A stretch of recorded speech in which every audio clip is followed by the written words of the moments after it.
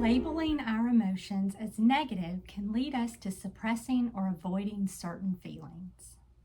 Hi, I'm Misty Smith. I'm a licensed mental health counselor, and I'm here to help others find meaning, joy, and purpose in their lives. As a person-centered counselor, I believe in meeting people where they are and that we all have the capacity for self-healing. Sometimes we need a little guidance and support to get to where we want to be. All of our emotions are valid. They give us information. Some emotions are more difficult to experience.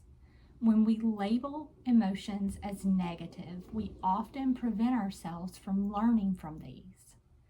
I will talk a little bit about feelings phobia, and then we'll explore how shifting thoughts away from negative versus positive to pleasant versus unpleasant when describing our emotions can help us learn to give ourselves acknowledgement and validation for what we're feeling and aid us in coping with difficult emotions.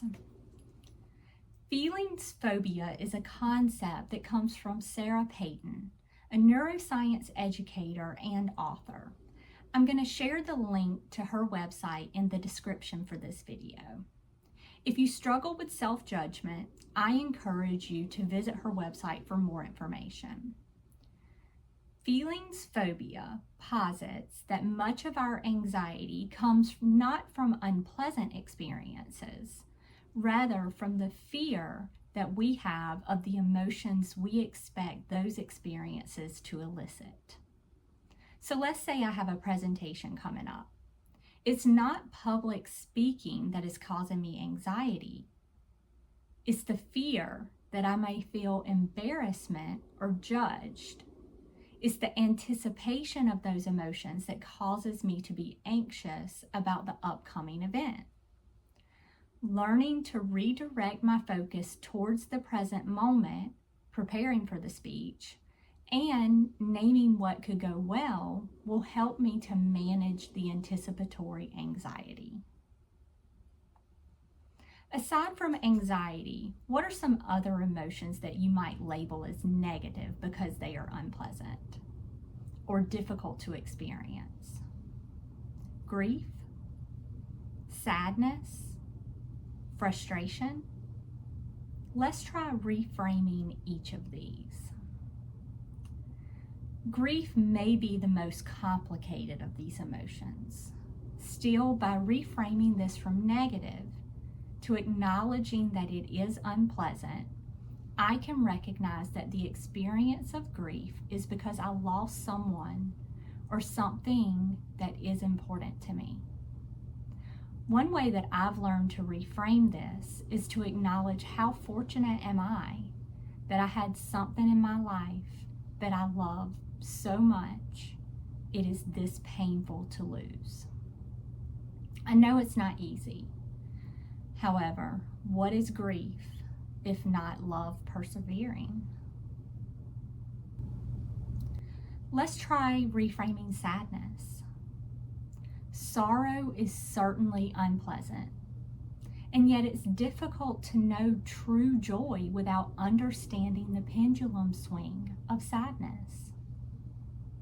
Recognizing this gives me the opportunity to acknowledge the sadness, give myself validation that it's okay to feel sad in this moment, and know that I have felt joy before and I will experience joy again. Finally, we'll try reframing the feeling of frustration. If I'm frustrated, it's likely because I'm trying something that I haven't yet mastered. I can give myself acknowledgement and validation that I'm feeling frustrated, that it is unpleasant, and as I continue to try, I will learn more and improve my skills, hopefully becoming more comfortable and confident. I'd like you to try reframing your difficult emotions. Instead of labeling an uncomfortable feeling as negative or bad, try reminding yourself that this is unpleasant and it is natural to feel this way at this moment. perhaps practicing some self-talk, and even saying aloud to yourself something such as, I notice that I'm feeling sad. It's okay to feel sadness, and I'm allowed to sit with this emotion until it subsides. It may be helpful to watch my video on building distress tolerance, where I discuss how our emotions are wave-like, time-limited, and temporary.